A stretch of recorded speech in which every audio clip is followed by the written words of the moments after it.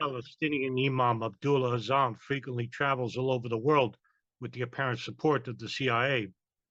In an article dated April 16, 2002, Slate will write, quote, Azzam trotted the globe during the 1980s to promote the Afghan jihad against the Soviets. By the time of his death in 1989, he had recruited between 16 and 20,000 Mujahedeen from 20 countries to Afghanistan, visited 50 American cities to advance his cause, and dispatched acolytes to spread the gospel in 26 U.S. states, not to mention across the Middle East and Europe, end quote.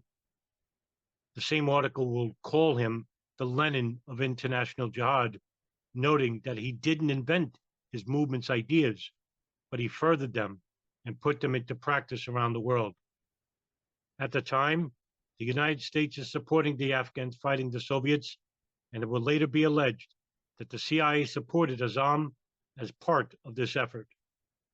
Barnett Rubin, a Columbia University professor and senior fellow at the Council on Foreign Relations, will claim in 1995 that sources told him that Azzam was enlisted by the CIA to help unite the fractious Afghan rebel groups. Rubin would claim that Azzam was considered a prime asset because of his close connections to the Muslim Brotherhood, Saudi intelligence, and the Muslim World League. But Azzam made no secret of his desire for a no-compromise jihad to conquer the entire world. In 1988 in New Jersey, he would later be heard as saying, quote, blood and martyrdom are the only way to create a Muslim society, and that he wanted to ignite the spark that may one day burn Western interests all over the world, end quote. During this time, he is frequently accompanied on these U.S. lecture tours by El Said Nosser and Clement Rodney Hamptonell, both of whom will be convicted later of attacks inside the United States. Council on American Islamic Relations Executive Director Nahad Awad is a leader in the Islamic Association for Palestine at this time. Islamic Society of North America affiliates such as the IAP and the Muslim Arab Youth Association would host Abdullah Azzam and arrange his visits to Islamic centers throughout the United States.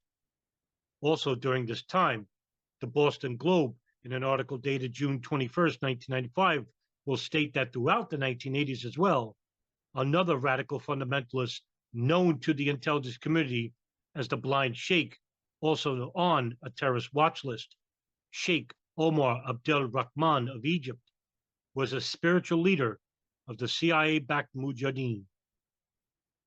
The Boston Globe will later report that in the late 1980s in Peshawar, Pakistan, Abdul Rahman became involved with the U.S. and Pakistani intelligence officials who were orchestrating the Afghan war.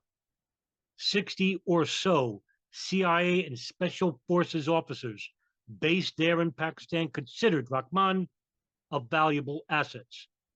According to one of them, they overlooked his anti-Western message and incitement to holy war because they wanted him to help unify the Afghan Mujahedeen groups, most notably two Afghan warlords, Gulbuddin Hekmatyar and Abdul Rasul Sayyaf, who were under the CIA-backed program Operation Cyclone, getting untold tens of millions, weapons, and training also from the Pakistan ISI.